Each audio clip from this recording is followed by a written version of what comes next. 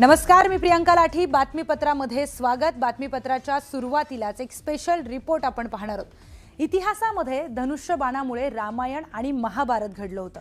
आता पुन्हा महाराष्ट्राच्या राजकारणात धनुष्यबाणासाठी राजकीय महाभारत घडताना पाहायला मिळत आहे. शिवसेना विरुद्ध शिवसेना या संघर्षामध्ये धनुष्यबाणाचा निवडणूक आयोगाने घेतलेल्या निर्णयाचा हा वाद सुप्रीम कोर्टामध्ये चांगलाच रंगलाय. सुप्रीम कोर्टातल्या युक्तिवाद आणि न्यायालयाच्या प्राथमिक मतानं शिवसेना आणि धनुष्यबाण मिळवण्याच्या ठाकरेंच्या आशा पुन्हा एकदा पल्लवित झाल्या आहेत. पाहूयात त्या संदर्भातला हा विशेष रिपोर्ट. विधिमंडळातील फूट ही राजकीय फूट मानायची का? ठाकरेंचे वकील कपिल सिब्बल यांचा सवाल. आम्हाला अपात्रतेबाबत निर्णय घ्यायचा आहे, कोर्ट म्हणालं. शिवसेना कुणाची आणि धनुष्यबाण कुणाला मिळणार याचा फैसला सुप्रीम कोर्टात होणार आहे. त्यावर गेल्या 2 दिवसांपासून सुप्रीम कोर्टात ठाकरेंचे वकील कपिल सिब्बलांकडून जोरदार युक्तिवाद केले जात आहेत. या सुनावणीत कपिल सिब्बल यांनी अनेक कळीचे मुद्दे युक्तिवादातून मांडलेत. अपात्रतेचा निर्णय आणि पक्ष या दोन्ही वेगळ्या गोष्टी असल्याचं कपिल सिब्बल यांनी म्हटलंय. 17 फेब्रुवारी 2023 पासून विधिमंडळ पक्षच खरा पक्ष मानला असंही त्यांनी म्हटलंय. कार्यकारिणीत ठाकरेंच्या 160 सदस्यांचा पाठिंबा होता. एकनाथ शिंदेंकडे एकही सदस्य नव्हता असं त्यांनी म्हटलंय. विधिमंडळ पक्ष फुटला म्हणजे राजकीय पक्ष फुटलेला नाही असं सांगतानाच सिब्बल यांनी 2018 ची घटना कोणत्या आधारावर फेटाळण्यात आली असा सवाल केलाय. विधिमंडळात पक्षात पडलेली फूट पक्षातील फूट मानायची का असा सवाल करत राजकीय पक्ष हा विधिमंडळ पक्षावर अवलंबून नसतो असं सिब्बल यांनी म्हटलंय.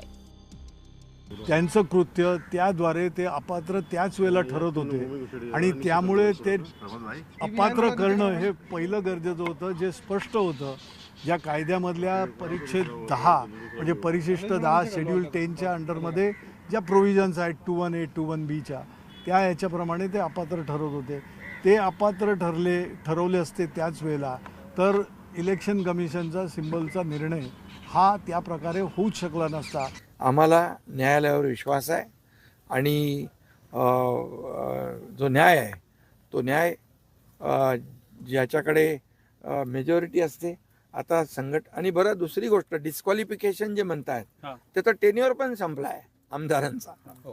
त्यामुळे ते कुठल्या जगतामध्ये आणि कुठल्या जमान्यात वावरतायत मला माहीत नाही. शिवसेनेची घटना राजकीय पक्ष की विधिमंडळ पक्ष खरा?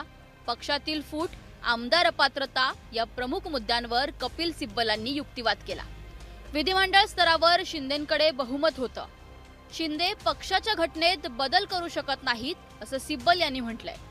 2018ला जी घटना होती तीच अमान्य केली जातीये. शिंदेंनी घेतलेल्या बैठकीला फक्त 2 नेते उपस्थित होते असं सिब्बल यांनी युक्तिवादादरम्यान म्हटलंय. की जी गोष्टच घटनाबाह्य आहे, आजही त्यांनी असं म्हटलं माहिती आहे ना, कपिल सिब्बल इज अनकॉन्स्टिट्युशनल, हे अगोदर पण मान्य केलेलं आहे आणि हे सगळं घटनाबाह्य आहे, असंविधानिक काम केलेलं आहे.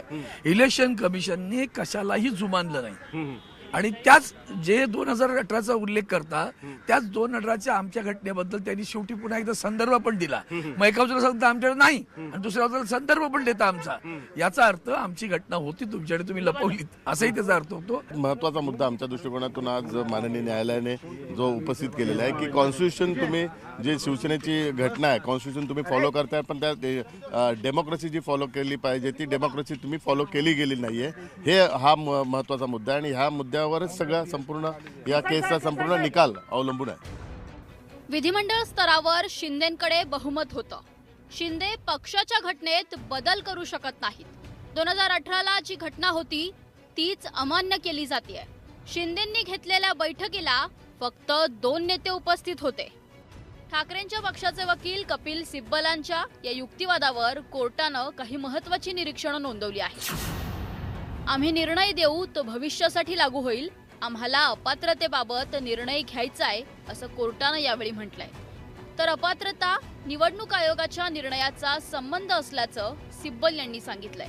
पक्षांतर्गत संरचनेकडे निवडणूक आयोगाकडून दुर्लक्ष करण्यात आल्याचं सांगत विधिमंडळ पक्ष हा राजकीय पक्ष होऊ शकत नाही. राजकीय पक्ष हाच खरा पक्ष असल्याचं सिब्बल यांनी म्हटलंय. इलेक्शन कमिशनने जो त्यांच्याजवळ ज्यावेळेला केस होती सिंबल आणि पार्टी ठरवायची, तो निर्णय त्यांनी पहिला देणं अपेक्षित होता. तो त्यांनी त्यांच्या पद्धतीनं जो द्यायला होता तो नेमका उलटा दिला. कोर्टचे न्यायमूर्ती त्याच्यावरती निर्णय देतील, ते त्यांची बाजू म्हणतायत. यापूर्वी सुद्धा कपिल सिब्बलांनी अनेक विषयांमध्ये राम मंदिराचा निर्णय तुम्ही निवडणुका झाल्याशिवाय देऊ नका, 370 कलम रद्द करू नका, तिहेरी तलाक असेल त्या संदर्भात पण विविध मतं मांडलेली. म्हणजे ती मतं ब्रह्मवाक्य नव्हती ना. राष्ट्रीय पक्षामध्ये 160हून जास्त पदाधिकारी हे उद्धव ठाकरे यांच्यासोबत होते. जी काही फूट पडली होती ती विधिमंडळ पक्षात पडली होती. पण निवडणूक आयोगानं चुकीचा आधार घेत निर्णय दिल्याचा युक्तिवाद हा कपिल सिब्बल यांनी केलाय. उद्धव ठाकरे प्रमुख असताना जी घटना होती ती शिंदेंनी नाकारली, पण ज्या पक्षाच्या घटनेच्या आधारे आमदार आणि मंत्री झालात ती घटना कशी काय नाकारू शकता, असा मोठा सवाल कपिल सिब्बल यांनी केलाय. सत्तेतील माणसं ही चुंबकासारखी असतात. ती आधी 16 होती, त्यानंतर 31 झाली आणि नंतर 39 आणि पुढे ती 56 झाली. सत्तेचा वापर करून त्यांनी माणसं जोडली, असंही सिब्बल यांनी म्हटलंय. शिवसेना पक्ष आणि चिन्हाच्या या सुनावणीकडे संपूर्ण राज्यासह देशाचं लक्ष लागलंय. ठाकरेंच्या वकिलांनी केलेल्या युक्तिवादानंतर पुढच्या सुनावणीला शिंदेच्या वकिलांकडून युक्तिवाद केला जाणार आहे. आता शिंदेचे वकील कोणता युक्तिवाद करतात याकडे सर्वांचं लक्ष लागून राहिले. या प्रकरणी पुढील आठवड्यात सुनावणी होणार आहे. Bureau report, news 18 Marathi.